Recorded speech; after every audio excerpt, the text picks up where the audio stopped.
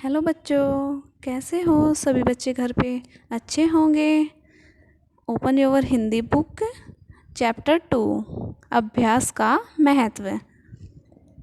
सभी बच्चे अपनी बुक ओपन करेंगे और चैप्टर की रीडिंग करेंगे। पाठ प्रवेश शुरू करते हैं। पाठ प्रवेश। ईश्वर हम सबको बुद्धि देता है। सभी के अंदर कोई न कोई प्रतिभा छिपी होती है। जो उस प्रतिभा को पहचान कर परिश्रम करता है, सफलता उसके कदम चूमती है।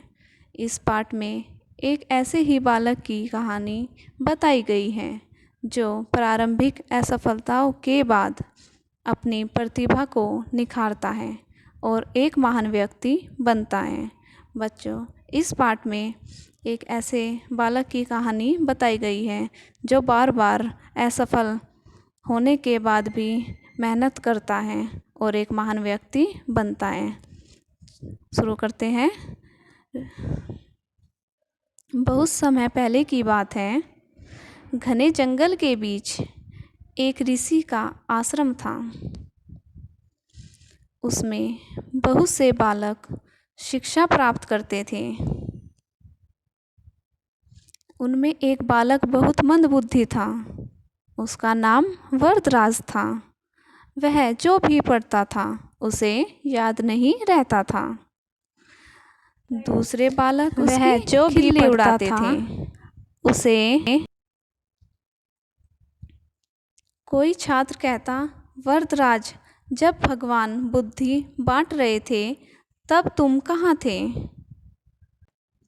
तब दूसरा छात्र उत्तर देता, यह बेचारा तो उस समय खाना खा रहा था।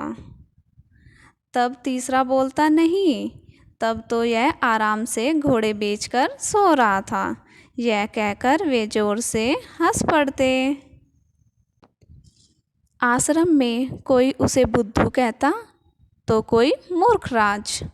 आश्रम में पढ़ाने वाले शिक्षक भी उसके बारे में ऐसी ही बातें करते थे। एक दिन उससे अप्रसन्न होकर एक शिक्षक ने कहा, वरदराज, तुम्हें तो ब्रह्मा भी नहीं पढ़ा सकते। ऐसी बात सुनकर वरदराज का मन दुखी हो जाता। वह कोशिश तो करता था लेकिन उसे सफलता नहीं मिलती थी। उसके साथ के बच्चे अगली कक्षाओं में पढ़ते जाते लेकिन वह वहीं का वहीं था।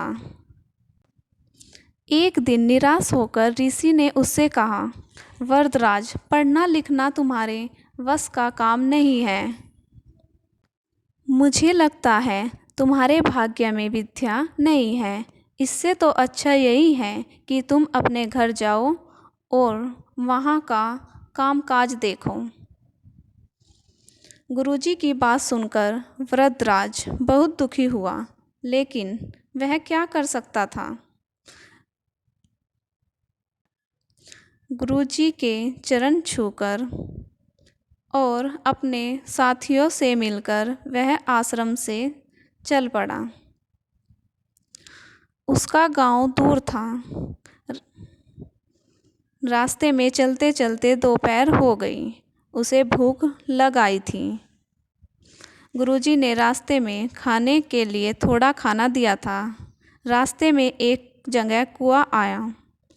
वह खाना खाने और पानी पीने के लिए कुएं पर गया।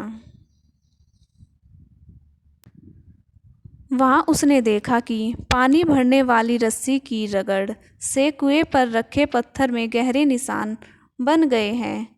यह देखकर वह हैरान रह गया। उसने सोचा, जब प्रतिदिन कोमल रस्सी की रगड़ से कठोर पत्थर पर गहरा निशान बन सकता है तो क्या लगातार अभ्यास करने से मुझे विद्या नहीं आ सकती? उसका विचार बदल गया। मन में निराशा का भाव जाता रहा। उसने मन में संकल्प किया, मैं अब कड़ा परिश्रम करूँगा, प्रतिदिन खूब अभ्यास करूँगा, फिर देखता हूँ कि मुझे विद्या कैसे नहीं आती। वह आश्रम में लौट आया। अब उसे न भूख का ध्यान था न नींद का। वह विद्या के अभ्यास में जुट गया। कुछ ही दिनों में उसकी गिनती आश्रम के तेज विद्यार्थियों में होने लगी। यह देखकर गुरुजी भी बहुत प्रसन्न हुए। यही वरदराज बड़ा होकर संस्कृत का बहुत बड़ा विद्वान बना। तो बच्चों, वरदराज की कहानी से हमें यह शिक्षा मिलती है कि लगन और अभ्यास के बल पर असंभव लगने वाला कार्य भी संभव हो जाता है। Thank you.